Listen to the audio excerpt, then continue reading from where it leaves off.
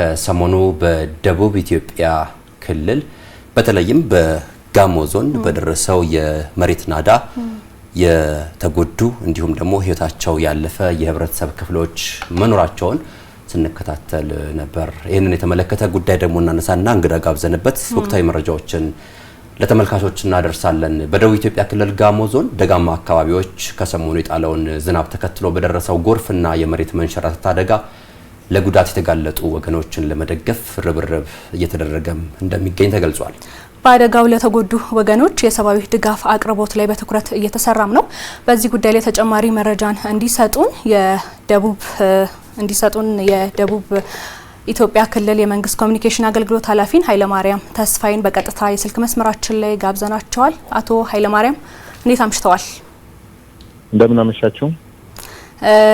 ወደ ጥያቄያችን ቀጥታ እንግባና በዞኑ የደረሰው አደጋ የጉዳት መጠን እንዴት ያለ ነው፣ እንዴትስ ይገለጻል የሚለውን እናንሳ አስቀድመን።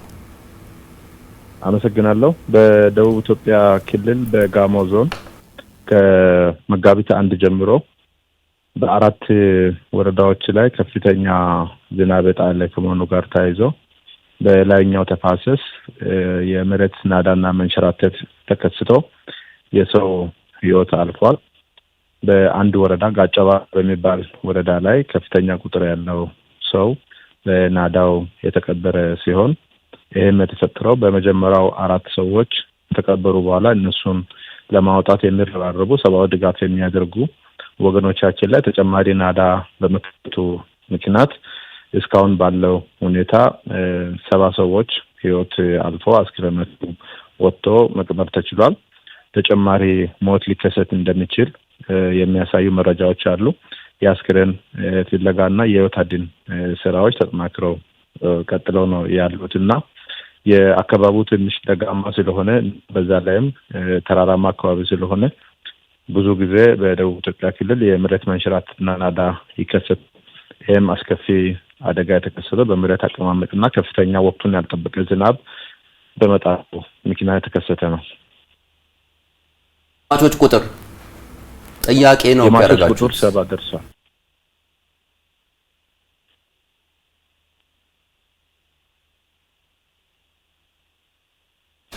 ለተጎጂዎች እየደረሰ የሚገኘው ድጋፍ ምን ይመስላል? አቶ ኃይለማርያም አመሰግናለሁ። ከተጎጂዎች ረገድ የክልሉ አደጋ ስጋት ምክር ቤት ባስቀመጠው አቅጣጫ መሰረት ከእለቱ ችግር ከተከሰተበት ቀን ጀምሮ የሰብአዊ ድጋፎች በአካባቢው አስተዳደርና በማህበረሰቡ እየደረሰ ቆይቷል። ከትላንት ጀምሮ ደግሞ የክልሉ መንግስትና ሌሎች መንግስታዊ ያልሆኑ ድርጅቶች የሰብአዊ ድጋፍ የምግብና ምግብ ነክ ቁሳቁሶችን እንዲሁም ሌሎች የአገልግሎት ቁሳቁሶችን ወደ አካባቢ የማድረስ ስራ እየሰሩ ይገኛሉ። ከዛ በተጨማሪነት የጤና ግብዓቶችን የማድረስ ስራ እየተሰራ ነው ያለው። አጋጣሚ ሆኖ በተጨማሪነት የመንገድ ላይ ናዳ ተከስቶ መንገድ ዘግቶ ስለነበረ እሱንም ደግሞ የመክፈት ስራዎች የተለያዩ ማሽኖችን በማንቀሳቀስ የመንገድ ከፈታ ስራዎችን በመስራት እስከዛ ድረስ ሌሎች አማራጮችን ለመጠቀም የሰብአዊ ድጋፍ አቅርቦቱ ተጠናክሮ ቀጥሏል። ከዛ ባሻገር ከዞኖችና ከሌሎች ወረዳዎችም ድጋፎች እየገቡ ይገኛሉ። የስጋት ያለባቸው አካባቢዎች የሚኖሩ የህብረተሰብ ክፍሎችን ከዛ አካባቢ ማስወጣትና መጠለያ ቦታዎችን የማዘጋጀት ስራ ተሰርቶ በጋሞ ዞን ከ3480 አካባቢ ተፈናቃይ ይገኛል። የአርባ ምንጭ ከተማን ጨምሮ ወደ 4000 የሚጠጉ የህብረተሰብ ክፍሎችን በጊዜያዊ መጠለያ የማስቀመጥ ስራ ተሰርቷል። በቀጣይም ደግሞ በቋሚነት መልሶ ማቋቋም ስራዎችና ስጋት ካለባቸው አካባቢዎች የማስወጣት ስራ እየተሰራ ተጠናክሮ ቀጥሎ ነው ያለው።